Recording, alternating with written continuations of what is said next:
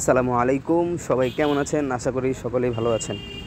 তো আজকে আমি যাচ্ছি আমাদের উজিরপুর বাজারে, একটু ছোট্ট একটা কাজ আছে, ওইখান থেকে যাব আমি ইসলাদি। তো সাথেই থাকুন, দেখতে থাকুন। ইসলাদি যাওয়ার পর অবশ্য আমি আপনাদেরকে নতুন কিছু ভিডিও দিব ইনশাল্লাহ।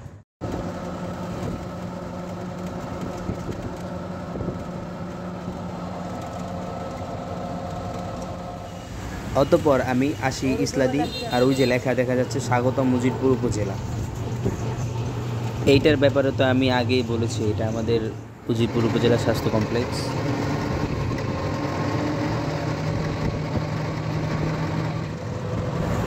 ও হ্যাঁ, আপনাদেরকে তো বলেই নাই, এটা হলো বিকাল টাইম, মানে 6টার পর আমি বের হই বাসা থেকে।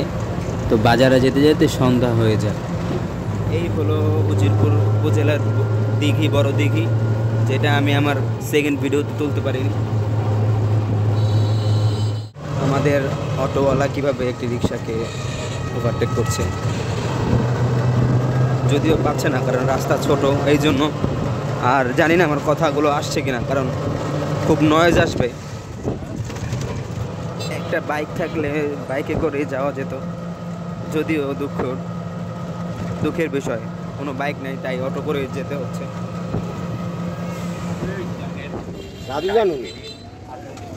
অবশেষে আমি উজিরপুর সিএনজি স্ট্যান্ড বা অটো স্ট্যান্ড যেটা বলে ওইদিকে আর হাঁটছি।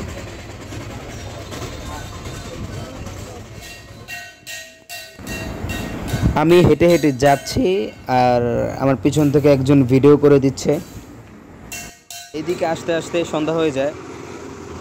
উজিরপুর বাজারে এসে দেখি যে রাস্তা ঢালাই দিচ্ছে।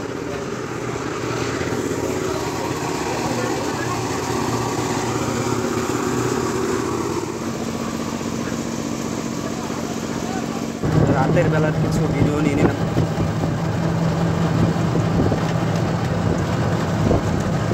এটা হলো উজিরপুর থেকে ইসলাদি যাওয়ার রাস্তা,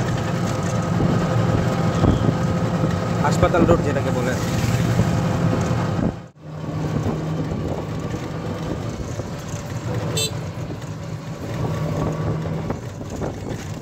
এই হলো ইসলাদি, যেটা সন্ধ্যার পর আর কি এই অবস্থা দেখায়।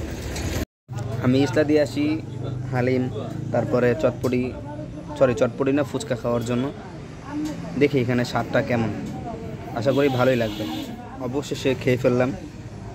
অতটা স্বাদ পাইনি ঢাকার মতো, কারণ ঢাকাতে যে পরিমাণের মশলা দেওয়া হয় তার ধারে কাছেও দেশে দেওয়া হয় না।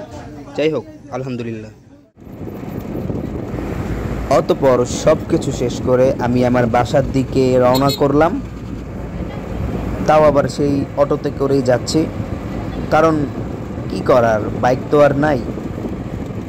অবশেষে বাসায় এসে পৌঁছালাম, যদিও পৌঁছে নাই ওই বাসা আমার, সোজা যেদিকে যাচ্ছি। রাস্তায় অনেক অন্ধকার ছিল।